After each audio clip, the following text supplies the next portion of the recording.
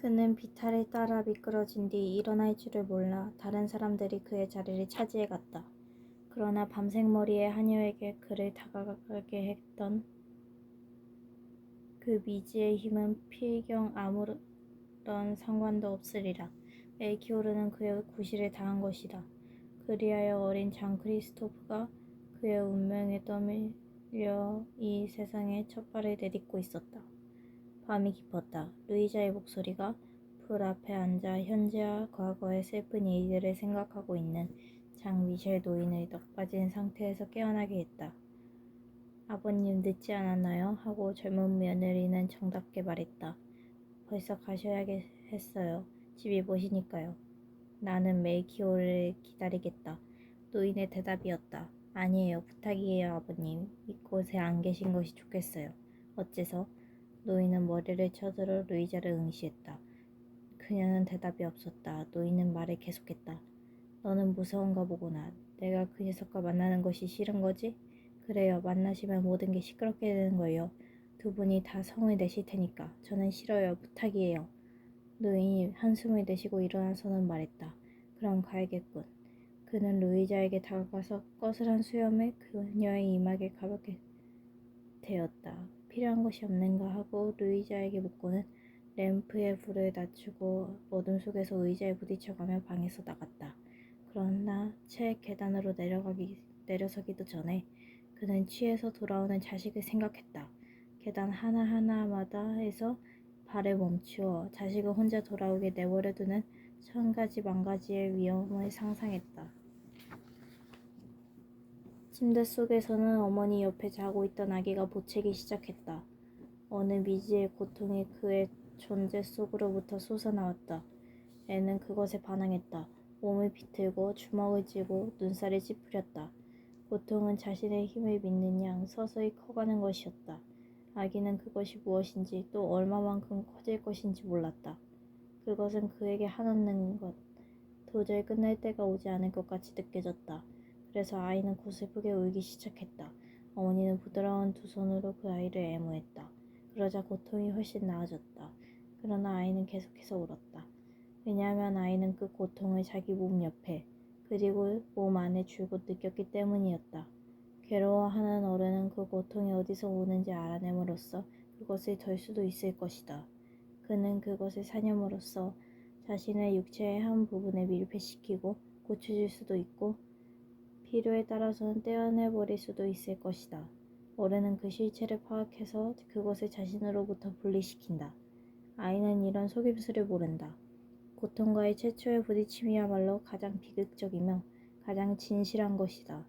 고통은 어린이에게는 한없는 것 같이 생각되며 그의 가슴속에 자리를 잡고 마음 안에 앉아 그의 육체의 주인인 듯이 느껴진다. 그리고 사실 고통은 어린이를 괴롭히지 않고서는 물러가지를 않는다. 어머니는 어린애를 껴안고 이런 말로 달랜다.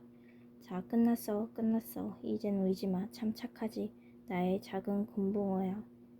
어린이는 여전히 간격을 두고 계속해 울었다.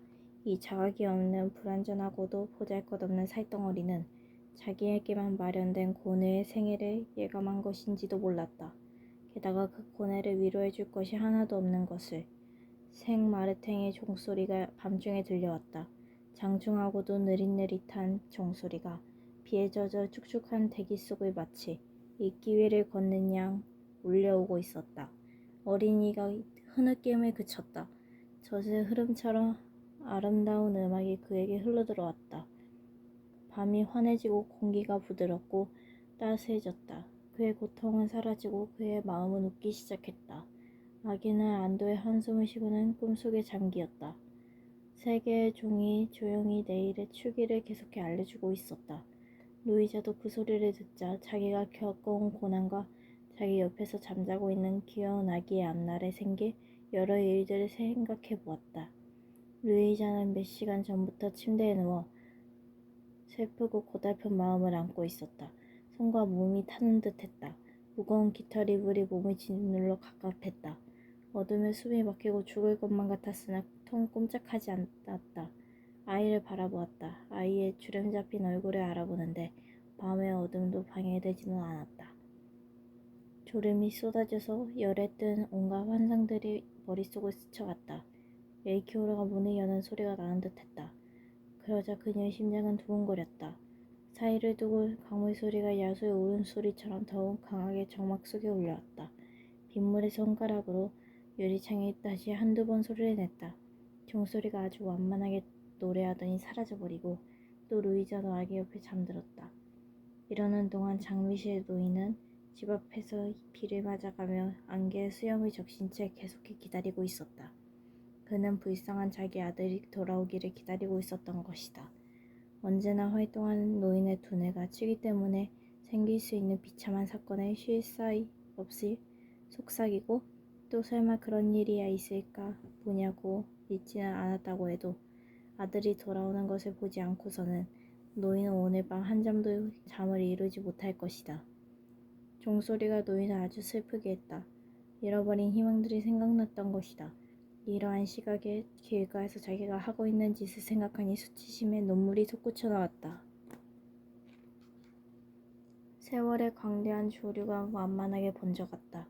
항구 불변의 낮과 밤이 마치 가없는 바다의 밀물과 썰물처럼 다시 왔다가는 다시 사라져간다. 주일과 달들이 흘러가면서 다시 시작된다. 그리고 나날의 연속이다만 한 달 같았다.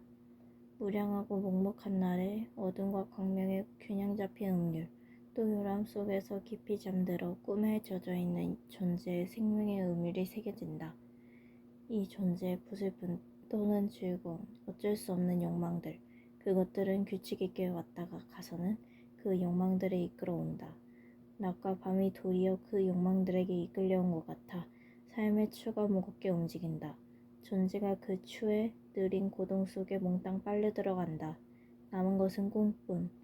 끝없는 시끄러운 꿈의 답변. 되는 대로 춤추는 원자의 가루. 지나가면서 웃기기도 하고 또는 놀라기도 하는 눈이 돌직여긴 회오리 바람 소리. 요동하는 그림자, 찌푸린 향상들, 고통들, 무서움들, 웃음들, 꿈들. 모든 것이 꿈뿐.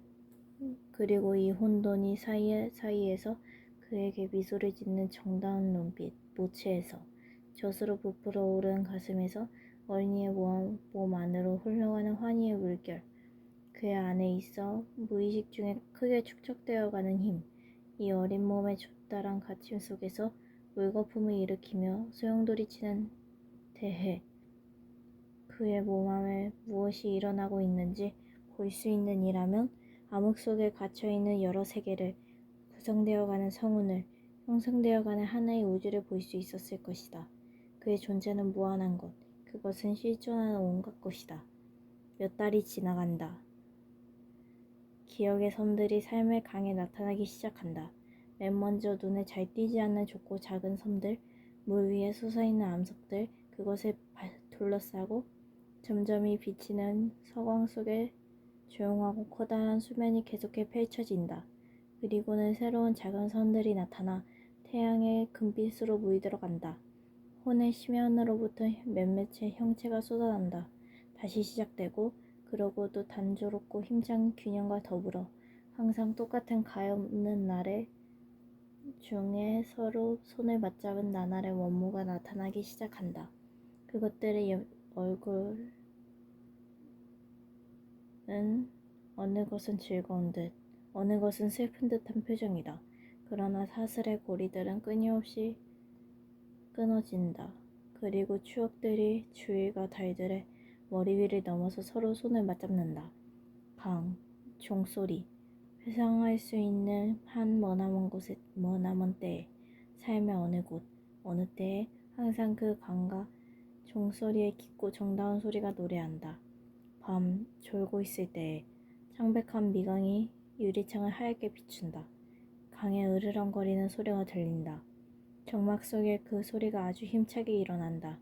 그 소리는 온갖 존재의 위를 떠돈다. 어느 때는 그 소리가 그것들을 애무하여 잠들게 해주고 자기 자신의 물결의 속삭임에 스스로 조는 듯하다.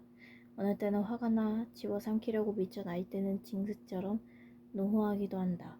그 노호가 조용해지면 이제는 한없이 부드러운 속삭임, 은방울 소리, 맑고 작은 족소리, 어린이들의 웃음소리, 정답게 노래하는 목소리, 춤추고 있는 음악이다. 영영 잠들지 않는 어머니의 위대한 목소리여. 그 소리는 몇 세기 동안 이 어린애의 앞서 있던 몇몇 대대손손의 탄생으로부터 죽음에 이르기까지의 자장가였듯이 이 어린이를 노래로 잠재운다. 그 소리는 어린이 사념에 침투하여 꿈에 젖게 하며 유동하는 화음의 망토로 감싸준다. 그 소리는 라인강이 적시는 물가의 작은 묘소 안에 가 누울 때도 역시 그를 감싸주리라.